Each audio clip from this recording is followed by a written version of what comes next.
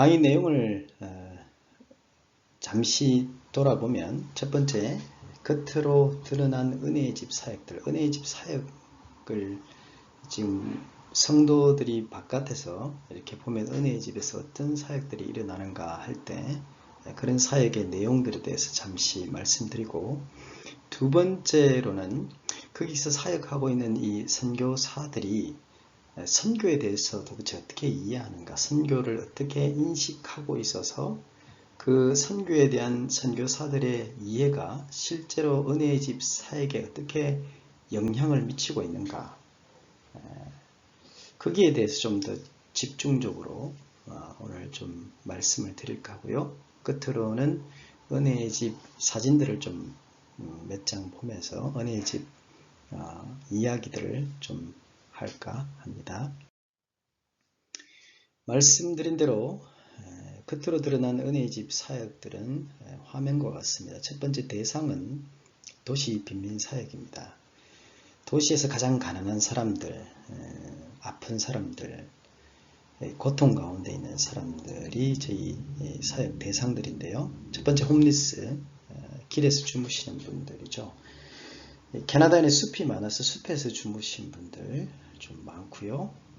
요즘 길에서 주무시는 것이 좀 불법으로 인정이 되어서 길에서 자는 것이 좀 쉽지 않은데, 그럼에도 불구하고 길에서 주무시는 분들이 꽤 있습니다. 그리고 두 번째는 최저 생계 수급자들, 저희로 보면 poverty line, 이 가난한 그 선의 경계 그 아래 밑으로 사시는 분들, 이분들 중에 상당수가 마약 중독으로 좀 힘드시죠. 알코올 중독으로도 힘드시고요. 갬블링, 카지노 뿐만 아니라 복권, 이런 갬블링 중독으로도 힘드시고요. 그리고 저희 선교 대상 중에도 이민 오신 분들, 그리고 refugee라 그러죠. 난민으로 오신 분들, 특별히 이민 오셨는데 영어가 전혀 안 되셔서 캐나다 사회 경제에 들어가지, 메인스트림에 들어가지 못하시는 분들, 그런 분들이 저 은혜의 집의 선교의 대상입니다. 저희가 사역은 매주 화요일날, 목요일날 11시쯤에 음식을 준비해서 11시 반쯤에 예배를 드리고요. 한 30분 지나면 저희가 식사를 나누어 드립니다. 식사의 질을 최대한 높이려고 많이 노력 중이고요. 좋은 음식, 따뜻한 환대 저희들이 아주 깊이 생각하고 있습니다. 특별 사역으로는 여름에 주변에 가난한 시설에 사람들이 모여 사시는 분들이 있는데, 그곳에 직접 가서 저희가 아웃리치를 하기도 하고, 이분들이 가난하시니까 차가 없어서 이 도시 지역, 가난한 도시 지역을 벗어나는 경우가 거의 없으셔서 저희가 그분들 모시고 가서 여름에 수련회를 하기도 하고 피크닉을 가기도 하고 그렇습니다. 이것이 보면 겉으로 드러난 은혜의 집의 사역들입니다. 근데 선교사의 선교에 대한 이해, 이것이 상당히 중요한데요. 실제로 무엇이 어떻게 은혜의 집에서 벌어지고 있는가 하는 것은 선교사의 선교에 대한 이해와 상관관계가 아주 많습니다. 그래서 최진우 선교사가 생각하는 선교에 대한 이해를 성도 여러분들과 좀 나누고 싶은데요. 첫 번째로 선교는 우리가 하는 것이 아닙니다. 선교는 사람이 하는 것이 아니에요. 저희는 하나님이 하시는 선교의 참여자로 있고, 심지어 교회도 이미 하나님에 의해서 그 지역 사회에 보내어진 교회, sent church로 우리가 존재하게 되는 것이죠. 차근차근 우리가 좀 살펴보면 선교의 주체자가 누구냐 하면 우리가, 교회가 1차적으로 하는 것이 아니에요. 선교는 하나님께서 하셔요. 구약 성경을 보시면 하나님께서 선지자들을 보내셔요. 그리고 그 아들을 보내시고 성령을 보내시고 그리고 지금도 선교사들을 보내시는 하나님.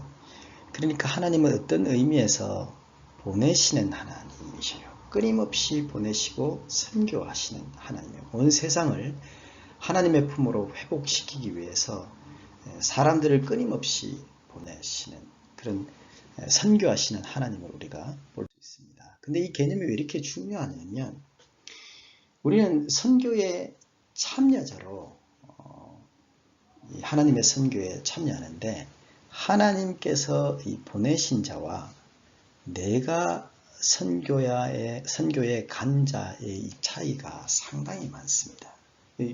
결론적으로 보면 그것이 하나님의 영광과 관련된 문제이기도 하는데요.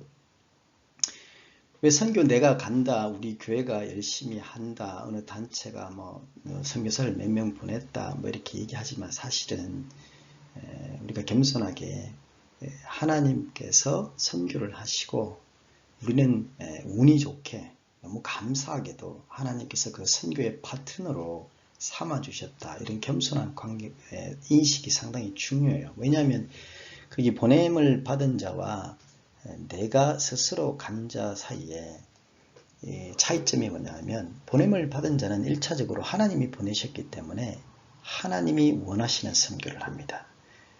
그 내가 간 자는 내가 원하는 선교를 하겠죠. 내가 원하는 지역, 내가 원하는 대상, 내가 원하는 나라, 내가 하고 싶은 선교 그렇게 하겠죠. 그래서 보냄을 받은 자는 시련과 고난이 와도 쉽게 포기를 할 수가 없습니다. 왜냐하면 이것이 하나님의 선교이기 때문에 시련과 고난을 통해서 하나님과 더 가까이 되고 하나님과 함께하고 하나님을 의지하는 선교를 하게 되죠. 근데 내가 간 자는 시련이 닥치고 고난이 닥치면 선교를 포기하기가 쉽습니다. 물론 이것이 어떤 때는 하나님의 뜻일 수도 있지만 그냥 내 능력으로, 내 힘으로, 내 에너지로 누가 나를 도와줄 사람을 생각해서 아니면 내가 누구를 돕기 위해서 이렇게 갔는데 그것이 마음대로 잘 안되면 쉽게 포기할 가능성이 많습니다. 결론적으로 보냄을 받은 자들의 가장 큰 관심사항은 하나님께 영광을 돌리는 선교예요. 왜냐하면 이 선교 자체가 하나님의 선교이니까요. 근데 내가 간 자는 사람이 영광을 받는 선교예요. 그러니까 간증을 해도 보냄을 받은 자는 하나님이 간증의 핵심이에요. 근데 내가 간 자의 간증의 핵심은 우리가 사람이 영광을 받는 그런 선교사가 되겠죠.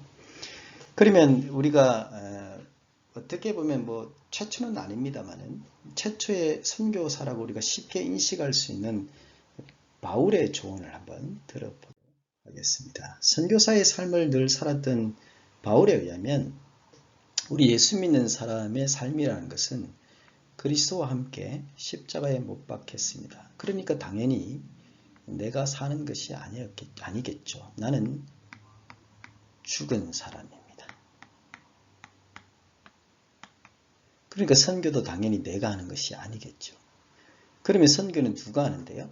오직 내 안에 그리스도께서 살아계십니다. 그리고 내가 육체 가운데 사는 것은 나를 위해서 자기 자신을 버리신 하나님의 아들을 믿는 믿음 안에서 사는 것이에요. 사는 것. 어떤 면에서 선교적 차원에서 본다면 하나님의 아들을 믿는 믿음 안에서 사는 삶이 선교사인 바울의 선교인 셈이에요. 삶이 선교인 셈이죠. 그리고 이게 좀 더 큰 그림으로 보내어진 교회, 세상 한가운데 보내어진 교회의 개념으로 봐도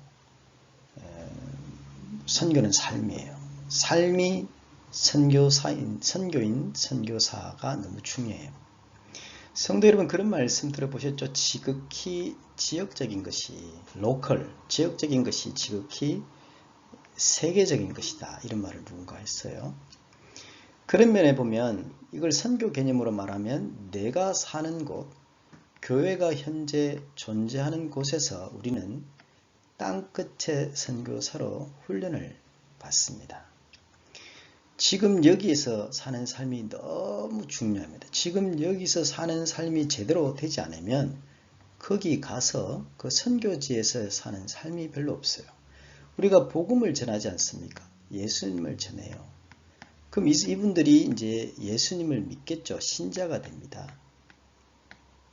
근데 신자가 됐는데 복음을 믿었는데 우리가 어떻게 살은 사람이었는데 이전에 예수 믿기 전에 근데 어떤 사람이 된 거예요. 이렇게 바뀐 거예요. 근데 이 바뀐 삶이 없으신 분들은 삶을 보여줄 것도 없고 복음을 전하기도 쉽지가 않아요. 지금 여기에서 내가 공부를 어떻게 예수 믿는 하나님의 자녀로 열심히 하는가? 내가 이 직장에서 돈을 버는데 내가 돈 벌기 위해서 직업을 가진 사람인가? 아니면 예수 믿는 사람으로 하나님께서 나를 이 직장에 보내셔서 또 나에게 은사를 주셔서 이 일을 하게 하셨는데 이 일을 통해서 하나님의 선교가 이루어지는가? 내가 가정에서 사랑하는 자녀들과 남편과 아내와 함께 어떻게 하나님을 영화롭게 하고 하나님을 아름답게 믿고 또 음식을 하든 집을 사든 무엇을 하든지 간에 우리가 하나님의 나라를 사는 사람으로서 하나님의 통치를 받아들이는 사람으로서 이웃들과 함께 잘 사는 아름다운 삶이 없으면 거기 가서 내 삶이 빵꾸가 나니까 선교지에서 살아내는 삶이 없어요. 그래서 선교 훈련은 사실은 이런 강의를 통해서도 우리가 많은 것들을 배울 수 있지만 진정한 훈련은 내 삶의 현장에서 한다. 교회에서 성도들과의 삶 속에서 한다. 이런 개념이 너무 중요해요. 제 생각에서는 선교는 삶이에요. 내가 여기서 사는 삶을 예수님 때문에 우리 삶이 바뀌었잖아요. 우리가 새 사람이 되었잖아요. 그 삶을 선교지에 가서 우리가 사는 것이죠. 우리가 언어로만 선교할 수가 없어요. 우리의 생각과 행동, 삶 이것이 다 합쳐서 또 어떤 분들은 생각과 행동은 다 하는데 복음을 전하지 않으시는 분들이 많아요. 근데 우리는 사실은 언어와 생각과 행동 이 모든 것들을 다 합쳐서 하나님의 성품과 인격을 살아내는 삶으로 우리가 복음을 전하죠. 누가 그렇게 했는데요? 예수님께서 그렇게 하셨잖아요. 예수님도 저 하늘에서 언어로 저희에게 얘들아 하나님 믿으라 하나님이 너를 사랑하신다 이렇게 말로만 하시지 않으셨잖아요. 그분이 이 땅에 오셔서 하나님의 성품과 하나님의 인격을 살아내셨잖아요. 그 살아내셔서 무엇을 증거하셨는데요? 요한에 의하면 하나님은 사랑이시니라. 그 예수님의 성육신과 십자가와 부활을 통해서 직접 삶을 통해서 하나님이 어떤 분이신가 하신 것을 우리에게 증거하신 거예요. 첫 번째는 우리와 함께 하심으로 거기 간 것이죠. 우리에게 오신 거예요. 우리에 오셔서 뭐 하셨는데요? 삶을 살아내신 거잖아요. 삶을 살아내셔서 하나님이 어떤 분이신지를 우리에게 보여주신 거예요. 그리고 이제 잠시 실제로 벌어지고 있는 은혜의 집의 사역들에 대해서 말씀을 드리기 전에 부르심에 대해서 먼저 좀 말씀을 드릴까 해요. 저는 원래 그 지역교회 로컬 처치를 열심히 섬기던 목사였어요. 한국에서도 몇몇 지역교회를 섬겼고 여기 와서도 한두 개 지역교회를 섬겼는데 이 지역교회와 그리고 지역사회 이것을 어떻게 연결시킬 것인가 어떻게 커넥트 할 것인가에 대해서 고민이 많았던 목사예요. 그래서 사실은 목회자이면서도 사회복지학에 대해서 관심이 많았어요. 원래 제가 처음에 예수님 믿었을 때 고아원 원장 그리고 목회자가 되는 것 이 양쪽에 좀 비전을 가지고 있었어요. 근데 그 비전은 제가 목사로서 가난한 지역 사회를 어떻게 도와드릴 건가 이런 고민이 많았지, 실제로 이 가난한 사람들을 그들만을 위한 사역에 그렇게 관심이 많은 목회자는 아니었어요. 그들에게 관심은 있지만 그 사역으로만 제가 하나님께 부르심을 받았다 그렇게 생각은 못했어요.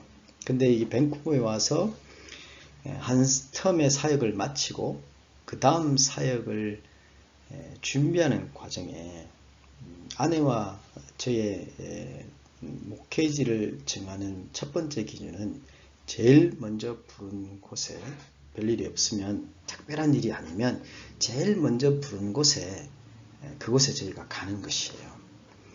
근데 문제는 은혜의 집에서 제일 먼저 저희에게 사역을 하지 않겠냐 이런 콜이, 부르심이 온 거예요. 그러다 보니까 아내와 함께 이때까지 우리가 살아왔던 그 삶의 내력들이 있으니까 그것을 부정하지 못하고 은혜의 집 사역을 하기로 결정을 했어요. 근데 내심 제 속에는 한 3년 정도 열심히 은혜의 집 사역하고 다시 지역사회로 돌아와서 지역사회 로컬 처치, 그냥 일반적인 교회에서 열심히 사역해서 그런 것을 열심히 도와줘야 되겠다. 3년만 생각하고 제가 이 은혜의 집에 온 거예요. 근데 그건 뭐 제 생각이죠. 제 생각이었는데 지금 현재 8년이 지나고 이제 9년차가 되어 가고 있는 가운데 있어요. 근데 어쨌든 은혜의 집 사역을 하기로 하고 하나님께 기도를 했어요. 기도를 하기 전에 사실 다른 단체들은 어떻게 또 사역을 하는가 몇 군데 홈페이지도 가보고 이것저것 살펴봤어요. 근데 다들 열심히 잘 하셔요. 사역을 너무 잘 하셔요. 근데 저는 한 번도 안 해봤잖아요. 한 번도 안 해봤으니까 기도할 수밖에 없잖아요. 하나님, 은혜의 집에 가서 제가 어떻게 사역했으면 좋겠습니까? 그렇게 기도를 했어요. 그렇게 기도를 하는데 하나님께서 제가 그때 마태복음을 읽고 있었거든요. 마태복음을 읽고 있었는데 하나님께서 제 마음에 어떤 말씀을 하신 것이죠. 제 귀에 말씀을 하셨다기보다 제 마음에 그런 말씀을 하셨는데, 가서 그들과 함께 있고 그들과 친구가 되어주라고 하나님이 그렇게 말씀하셨어요. 가서 많은 거 가르치려고 하지 말고 너무 떠들지 말고 조용히 그들과 함께 있고 그들의 친구가 되어주라. 그것이 이제 마태복음을 읽는데 하나님께서는 임마누엘의 하는 의미시잖아요. 임마누엘. 예수님의 탄생 스토리와 함께 임마누엘 하나님, 죄인들과 함께 하시고 그들과 함께 하시는 하나님에 대해서 제게 보여주신 거예요. 그래서 은혜의 집에 가서 첫 번째 설교를 뭘 했냐면 마태복음 1장 1절 1장 1절부터 그 족보 나오는 얘기 아시죠? 족보. 누가 누구를 낳고 누가 누구를 낳고 이름이 쭉 나오잖아요. 그래서 은혜의 집에 가서 제가 그날부터 첫 번째로 한 것은 은혜의 집에 오시는 사람들의 이름을 외우는 거예요. 저 영어 이름 잘 못 외우거든요. 정말로 잘 못 외워요. 영어 이름. 근데 그날부터 열심히 제가 그분들의 이름을 불러드리며 그들과 함께 사역을 하게 된 거예요. 그 부르심에 따라 몇 년을 묵상하며 은혜의 집에 그 미션 스테이트먼트라 그러죠. 우리가 사명선언문. 도대체 은혜의 집이 무엇을 하는 곳인가? 은혜의 집의 사역을 통해서 무엇을 이루기를 원하는가? 이것이 이제 하나님께서 저를 부르실 때 제 마음에 두신 그 하나님의 일, 하나님의 마음, 그것을 품고 제가 은혜의 집에 비전을 좀 세워봤어요.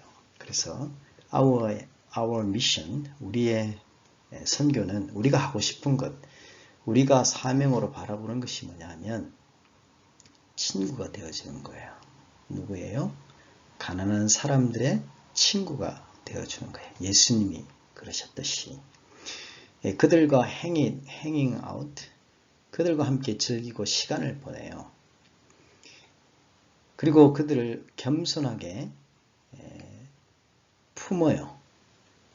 사람들의 깨어진 그 깨어짐과 사람의 차이, 그것을 우리가 겸손하게 품어요. 품으면서 그들과 함께 놀면서 시간을 보내면서 친구가 되어주는 거죠. 근데 어떻게 또 그들을 품냐 하면 great hospitality가 중요해요. 환대를 가지고. 그 환대 속에서는 배고픈 사람들, 가난한 사람들이 함께 먹고 마시고 이야기하고 웃고 울고 그렇게 지내요. 그래서 어쩌자는 거예요?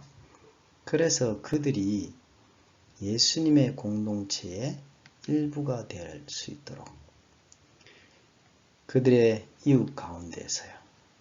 그리고 그들도 결국은 sent people, 보내신 사람, 하나님의 보낸 사람들이 될 수 있도록 세워가는 것이에요. 이것이 은혜의 집의 사명이에요. 그 은혜의 집은 이 일을 하기 위해서 존재하는 거예요. 그러니까 핵심은 가난한 사람들의 친구가 되어주는 것이죠. 그래서 그들이 결국은 어떤 사람이더라고요? sent people. 그 이웃 가운데서 하나님의 보내신 사람이 되는 거예요. 그래서 결국 선교사의 궁극적인 일은 또 다른 선교사를 세우는 것이 선교사의 궁극적인 일이에요. 사람에게 복음을 전하는 일은 어떻게 보면 어렵지 않아요. 근데 이 복음의 씨앗을 뿌려서 이들이 믿음대로 계속해서 이렇게 gradually 자라갈 수 있도록 양육하고 돌보고 또 이 사람들을 믿음으로 세우는 일들은 너무 힘겹고 어려운 여정이에요.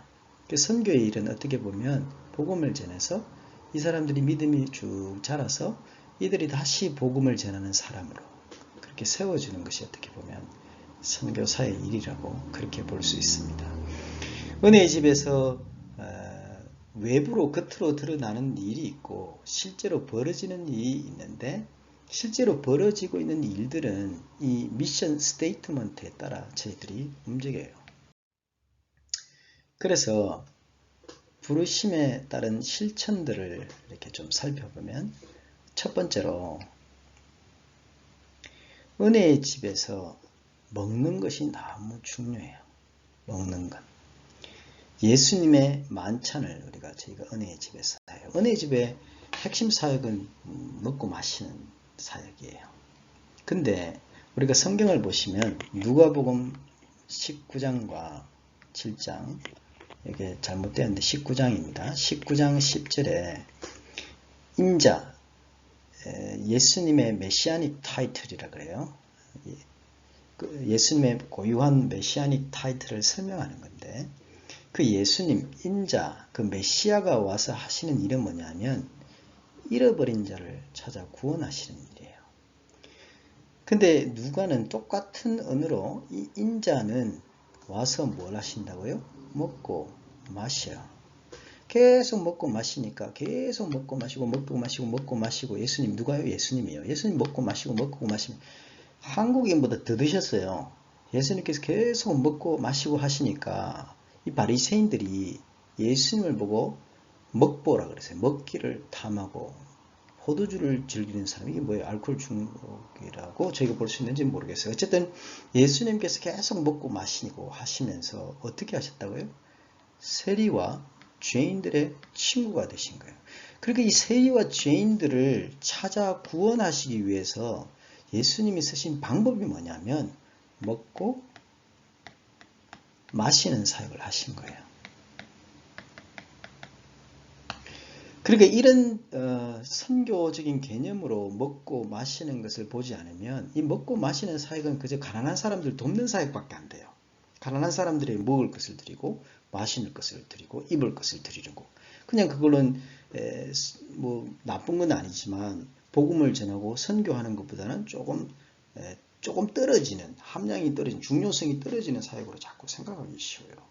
근데 성경을 자세히 읽어보시면 먹고 마시는 사역은 가난한 사람들을 구제하는 사역이 아니고 예수님한테는 이것이 선교 사역이에요. 그 먹고 마시는 것과 선교 사역이 분리가 안 돼요.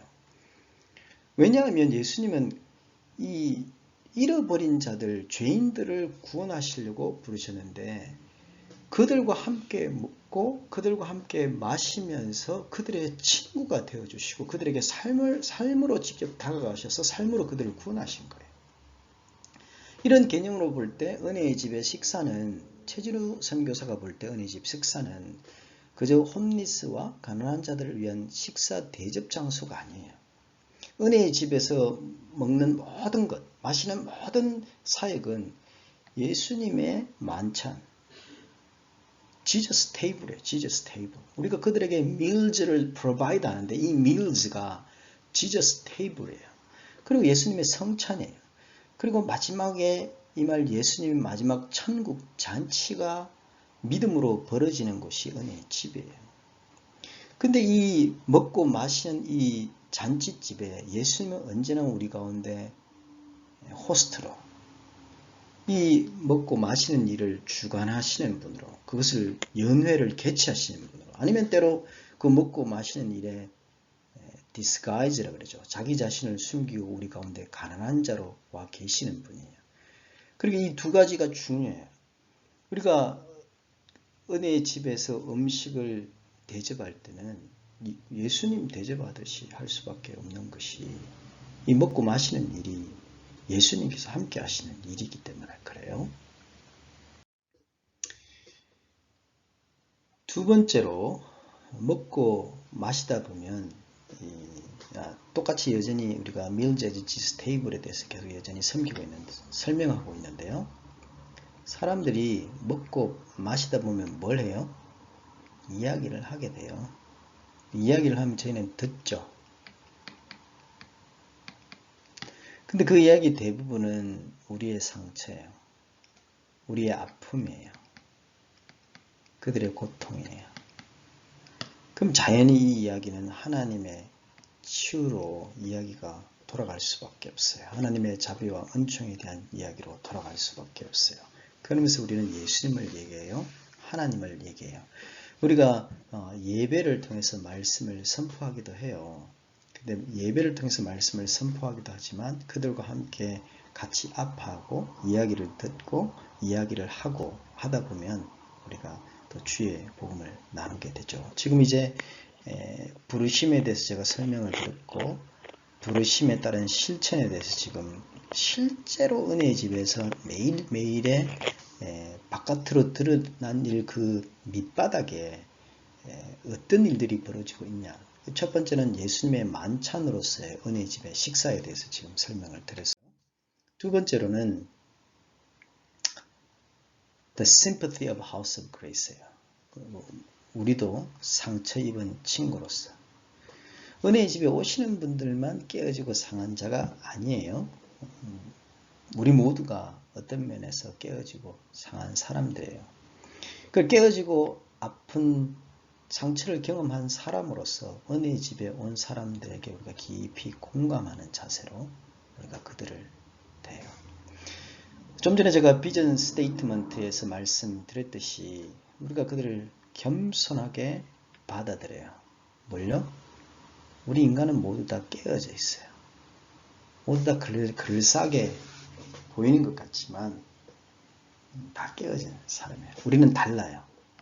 생각하는 것도 다르고 말하는 것도 다르고 다 좀 많이 달라요. 특별히 썰이 은혜의 집에 오시는 분들은 너무 달라요. 폴란드에서 오신 분, 터키에서 오신 분, 모로코에서 오신 분, 가나에서 오신 분, 한국에서 오신 분, 유럽 저기 어디 미국에서 오신 분, 다들 생각이 달라요. 근데 이들이 또 문제는 다 깨어져 있어요. 그 이분들을 겸손하게 받아들여야 돼요. 근데 이 깨어진 사람으로서 같이 깨어진 사람을 받아들이는 이 심퍼티, 이 공감의 능력, 긍휼의 마음, 이것이 너무 중요한데 히브리서 말씀에 의하면 우리가 그리스도 예수님을 가졌는데 그분이 어떤 분이냐 하면 우리의 연약함을 다, 성경에는 체휼이라 그래요. 직접 경험하셨다. 이렇게 되어 있지만 영어 성경에 하면 그들을 공감하셔요. 같이 아파하신다는 거예요. 왜냐면 우리 연약함을 다 경험해 보셨으니까. 비록 죄는 짓지 않으셨지만 우리 인간의 연약함이 얼마나 깊고 얼마나 넓고 높은가. 근데 복음은 있잖아요. 우리의 연약함보다 하나님의 자비가 더 크고 더 강하잖아요. 하나님의 사랑이. 근데 이 하나님의 사랑을 말하기 전에 우리가 얼마나 깨어진 존재인지를 알아야 돼요. 다 깨어진 존재로서 또 다른 깨어진 사람들을 우리가 환대해서 그들에게 식사를 대접하고 있는 중이에요. 그래서 이런 말씀이 있어요. 이 긍휼의 마음, 이 sympathy가 one of the essential characteristics of the Messiah through whom sinners can approach the throne of the graceful and merciful God. 이 은혜롭고 자비로우신 하나님 앞에 죄인들이 나와야 되는데 이 죄인들이 나오는 데 있어서 하나님의 예수님의 이 심퍼티 이것이 없으면 이 죄인들이 하나님 앞에 나오기 어렵죠. 어쨌든 저희가 같이 깨어지고 상한 사람으로서 우리가 함부로 그들을 가르치기보다는 그들을 판단하고 뭐라고 말하기 이전에 우리가 가르치기만 하는 것이 아니라 서로 배워요. 그래서 저는 함부로 그들에게 이 사람들 내가 가르치고 훈련하는 사람입니다. 이런 말 함부로 잘 안 해요. 우리가 서로 배우고 서로 훈련해요. 그래서 우리는 듣기는 속히 하고 quick to listen 그리고 말하기는 천천히 이렇게 하려고 많이 노력하죠. 실제로 잘 안 되지만 우리가 같이 깨어지는 사람으로 깨어지는 사람을 우리가 받아들여요.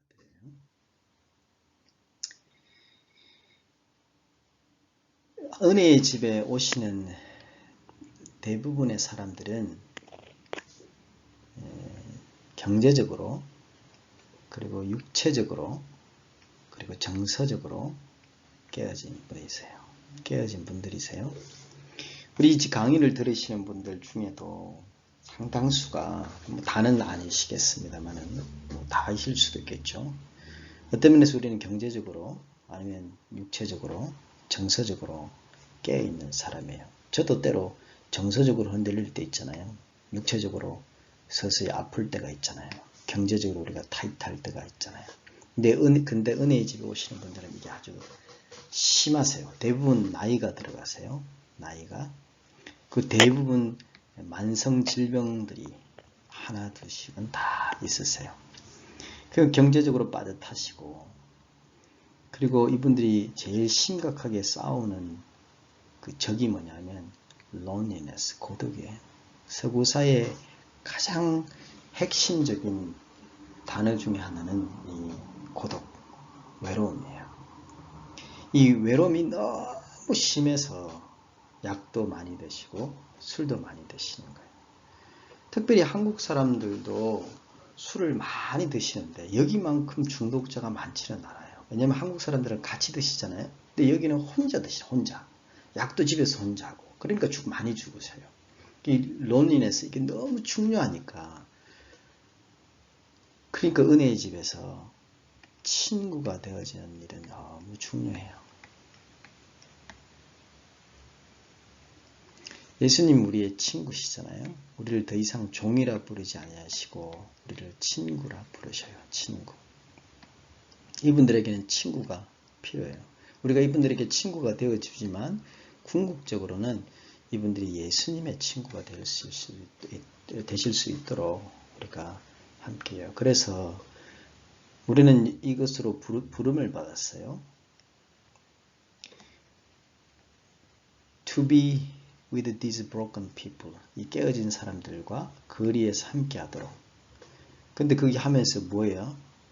우리가 아픈 사람들과 늘 있다 보니까 우리도 고통스럽고 절망적일 때도 있고 아프고 그래요. 근데 하지만 우리는 기뻐해요. 예수님 때문에. 우리는 그들과 함께 있기 때문에 가난해요. 근데 우리는 많은 사람들을 부요하게 만들어요. 왜요? 예수님 안에서 다들 하나님의 자녀가 되도록 우리가 부름을 하기 때문에 우리는 가난하지만 많은 사람들을 하나님 안에서 부욕해요. 우리는 가진 것이 없어요. 하지만 하나님을 우리가 가졌으니 우리가 모든 것을 가진 사람이라고 선교사 바울이 고린도 후서에서 그렇게 말해요. 그러니까 선교가 하나님의 선교는 즐겁습니다. 걱정이 별로 없습니다. 뭐 안 돼도 뭐 별 수 없잖아요. 하나님 하시는 건데. 그리고 용기가 막 불긋불긋 솟아요. 뭐 재정이 있든 없든 하면 돼요. 없으면 좀 덜하고 있으면 좀 더 하고 없으면 좀 쉬라는 사인으로 알고 우리가 좀 쉬고 많이 주시면 열심히 하고 그 즐겁고 걱정이 없고 용기가 불끈불끈 솟아요. 하나님의 선교는. 왜냐하면 예수님께서 늘 우리에게 그분이 상처를 당하신 분이잖아요. 육체적으로. 그래서 깨어진 자들과 늘 함께 하신 예수님이 함께 계시기 때문에 즐겁고 용기가 쏟고 걱정이 별로 없는 그런 선교를 우리가 할 수 있습니다. 두 번째, 부르심에 따른 실천의 두 번째를 보면 계속해서 우리가 살펴보자. 이거 했던 건데 다시 한 번 더 나왔나요? 어쨌든 저희가 은혜의 집 식사는 그저 홈리스와 가난한 자들의 식사 대접이 아니고 예수님의 만찬이라는 말씀을 드렸습니다. 다음 장면 볼게요. 이렇게 반복할 것 같아요. 세 번째, 그들을 함부로 정죄하지 않고 그들을 환대해요. 성경 중에서 성도 여러분 가장 복음스러운 이야기가 뭐냐 하면 제가 볼 때는 탕자 이야기입니다. 사실은 집 나간 아들을 기다리는 아버지의 이야기, 이것이 훨씬 더 맞죠. 탕자의 이야기의 주인공은 탕자가 아니라 아버지의 이야기입니다. 돌아온 아들을 환대하는 아버지의 움직임을 자세히 보시면 아직도 거리가 멀어요.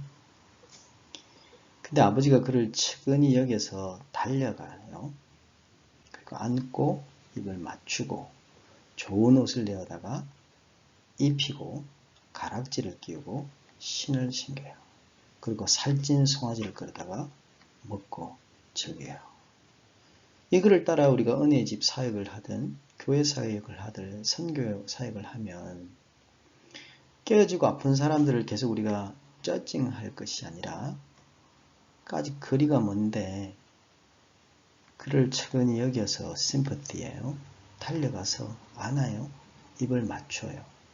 제일 좋은 거 금가락지를 끼우고 좋은 신발을 신기고 송아지도 뭐 다 죽어가는 송아지가 아니고 살찐 송아지를 끌어다가 잡아서 먹고 즐기는 것이에요. 이것이 선교예요. 그러니까 선교가 재밌어요. 근데 이런 분들을 계속 keep judging 하시면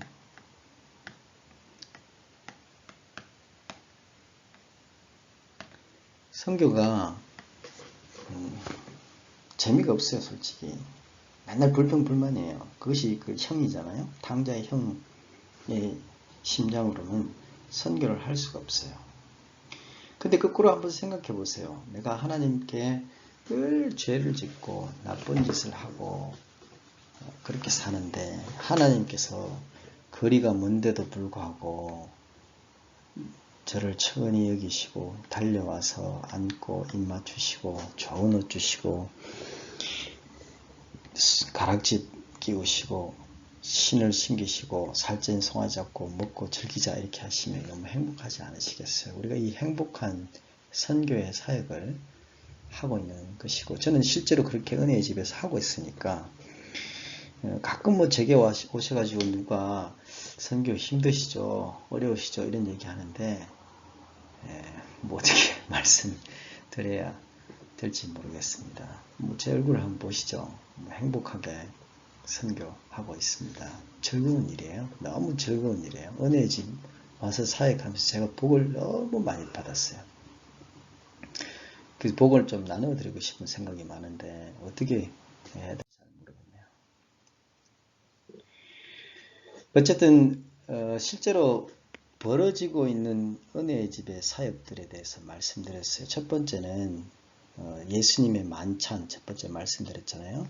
Meals at Jesus' table. 두 번째는 우리가 sympathy에 대해서 말씀드렸잖아요. 세 번째는 hospitality without judging에 대해서 말씀드렸어요. 실제로 사역에 이걸 다 apply 하는 거예요. 적용을. 그래서 뭐 하는데요. 우리가 friend, 친구가 되어주는 거죠. 그 친구들이 어떻게 되도록요? sent people이 될 수 있도록 하나님의 보내신 사람들이 될 수 있도록 우리가 세워요. 근데 이 사역은 우리 삶으로만 이루어져요.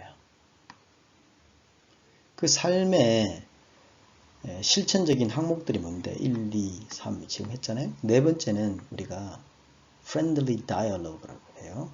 이거에 대해서도 말씀을 좀 드리고 싶습니다만은 이것도 좀 긴 내용이고, 그리고 그들로 하여금 participation, 하나님을 섬기는 일에 우리가 깨어진 vessel, 우리가 깨어진 하나님의 도구이지만 그래도 하나님의 도구로서 하나님을 섬기는 일에 참여를 시키는 선교를 우리가 계속 고민하고 머리를 지혜를 짜고 시키고 있는 중에, 그러니까 이게 하나 둘 셋 넷 다섯 이런 일들을 은혜의 집에서 계속을 해요. 그럼 바깥으로 드러나는 사역은 뭔데요? 밥 먹이는 사역이고 예배하는 사역이고 성경 공부하는 사역이고 같이 아울리치도 하고 수련회도 가고, 이게 바깥으로 이제 드러나요. 밥, 예배, 성경, 아울리치, 뭐 봉사, 사역 이렇게 쭉 드러나지만 실제로 은혜의 집에서 벌어지고 있는 일들은 아까 말씀드렸듯이 예수님의 식탁, 그리고 우리가 sympathy, hospitality, friendly dialogue, 그리고 하나님의 일에 그들이 비록 깨어지는 사람이지만 우리 중에 누구도 온전한 사람이 없어요. 퍼펙트하지 않아요. 완전하지 않아요. 그러나 하나님 일에 섬길 수 있도록 기회를 그들에게 드리려고 많이 해요. 이상이 실제로 은혜의 집에서 벌어지고 있는 사역이에요. 이 선교의 사역을 우리는 삶으로 해요. 우리 중에 완전한 사람은 없어요. 하지만 우리의 언어와 행동과 모든 것들을 통해서 하나님의 캐릭터, 하나님이 어떤 분이신지, 하나님이 사랑이시라는 분을, 이런 일들을 통해서 바깥으로 드러나는 일들을 통해서 우리가 삶으로